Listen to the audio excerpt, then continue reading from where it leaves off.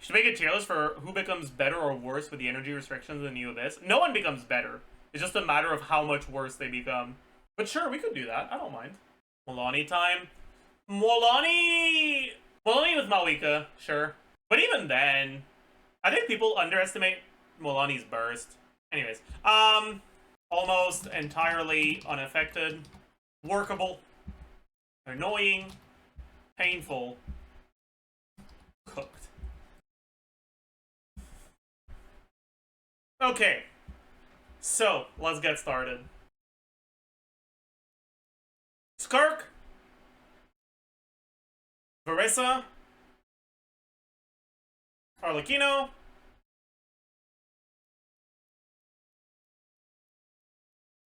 Behind. Sure. Where is she?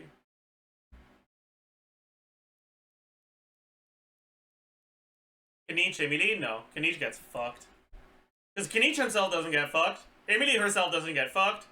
Malika doesn't get fucked. Bennett. This is not a Chevreuse team where you get a fucking 5 Chevreuse proc, 5 Chevreuse skill you can funnel into Bennett. Your energy is cooked on him. Let's put a row below where you can just group everything, and then we'll, yeah. So, Diluc. I guess National. Lee. Internet. Melt Ganyu. Tao. Do we put Ellen almost entirely unaffected because her burst is dog shit and it doesn't matter? No. I think that's too mean.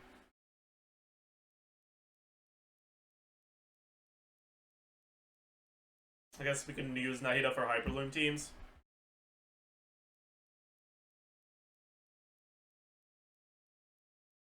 And look, it's affected because the Raiden carrying her starts with no burst.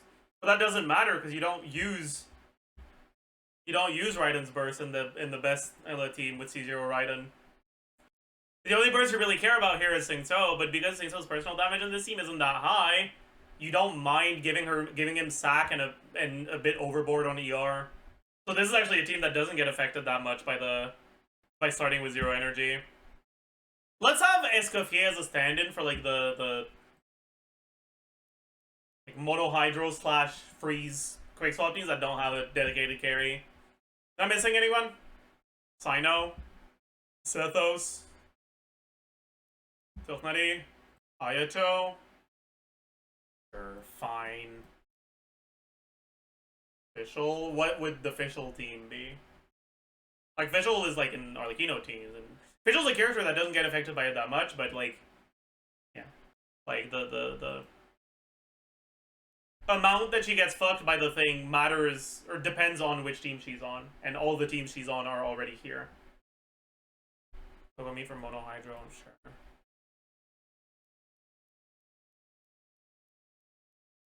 Alright. So, Diluc teams are going to be the plunge teams, and the plunge teams completely cooked. Completely cooked. Starting with 0 energy. National teams, you're kind of cooked too.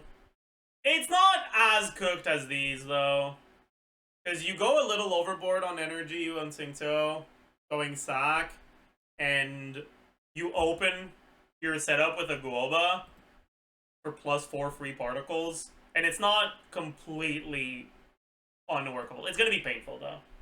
Klee teams are generally the Monohydro teams, or stuff with Farina or with Siglali. It's not too bad. Klee can front load particle generation with her double skill. Probably goes in annoying. Internet is going to be even worse than normal Nat. Goes in cooked. Meld Ganyu. I mean, it depends on which supports you use, but you generally don't generate particles in your uptime. So if you can generate particles from your setup in a normal rotation, you can generate enough particles from 0 when you start at 0. So it's probably workable. She'll get affected by it a bit, but you're probably delaying your first rotation by like somewhere between 5 and 10 seconds. It won't be too bad. Hu Tao. Hu Tao is reliant on Singso and Yelan burst, or like Singso and Farina burst. Yelan and Farina burst, whatever. She's reliant on the burst of your units, and she does actually get punished for going overboard on ER on them because they represent a large portion of the team DPS. But if you're doing the Shilonen version, you can open with a Shilonen E with a Fav proc and battery it into whichever needs the energy the most between your two Hydros, and then do like a, I don't know, Yelan E, and you're just delaying your first rotation by 10 seconds. Maybe you do Yelan E before, and it's not too bad. So it probably goes in annoying. And I mean, yeah, she gets fucking cooked, obviously. Ayaka. Okay, unironically, Ayaka does not get as cooked as you might expect, because you actually get a lot of particles during your setup with Ayaka. If you open your setup with Ayaka's skill, which is what you're supposed to do in a lot of situations anyways, into Shenhe's skill, or Shenhe's skill into Ayaka's skill, Farina's damage in Ayaka, Shenhe, Escafie teams is fucking insignificant. So she's on Fav, and you can build ER Sands way too much ER, no problem, you don't really get punished. So then you just open your setup like that, with Shenhe's skill into Ayaka skill, then do like N2C twice on Ayaka, and then you start your setup on Farina. Farina EQ, Escafie EQ, then Shenhe EQ, and then Ayaka. Usually you open your setup with Shenhe, but you do that so that you stagger your skill, the time when you need to use your skill.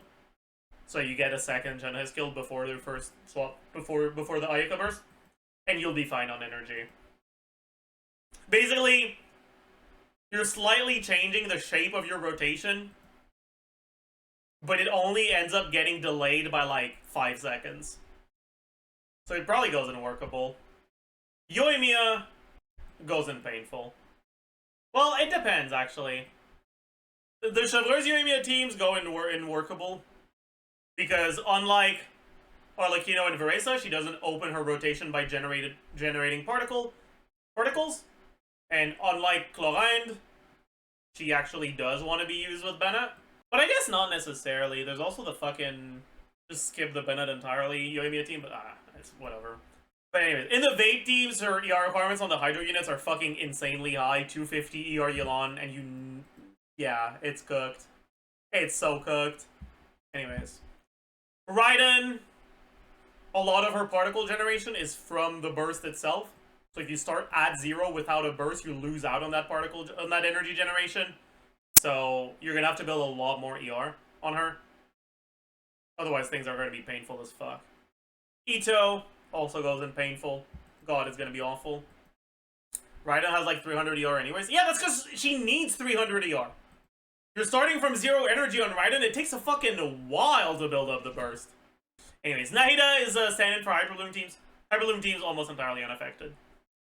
Your Hydro units are affected by it, but because Hyperloom teams have so much of their damage coming from the Hyperloom, needing to build more ER on your Hydro units does not affect your team DPS by that much.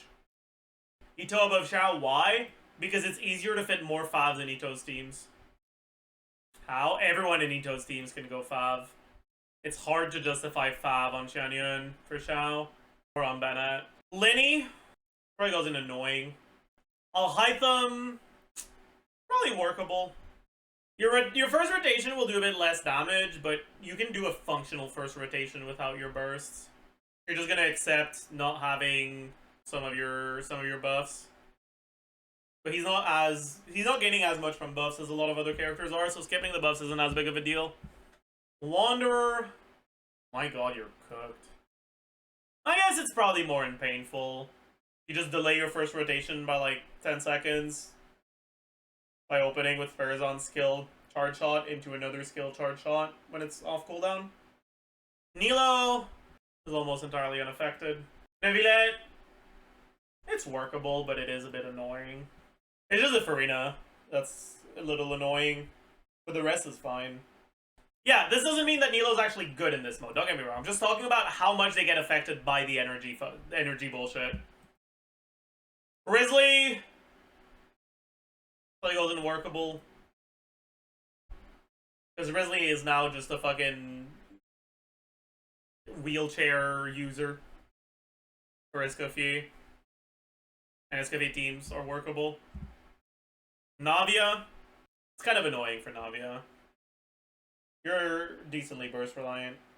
Gaming is completely cooked, man. My god, this character sucks when you start with no energy. Jesus Christ, it's awful. Milani is workable. Not unaffected, but it's workable. Kenichi is annoying because your particle generation is just low. So your attack buffer generally just fucking, yeah, stands there for a minute to get your energy. Chaska probably goes in annoying too. You can probably make it work. Skip the Farina Burst first rotation. IER Eon-san. Plus Chevreuse. No problem. Or what else can you do? You can do... I mean, you can do the fucking Escoffier bullshit. Isn't that burst reliant? You got a few options where you don't get completely fucked. No overload for the first rotation? It doesn't matter. Oh no, I won't get a 40% attack buff on my Eon-san. Sucks. Doesn't really matter. Because Chaska doesn't get the attack buff.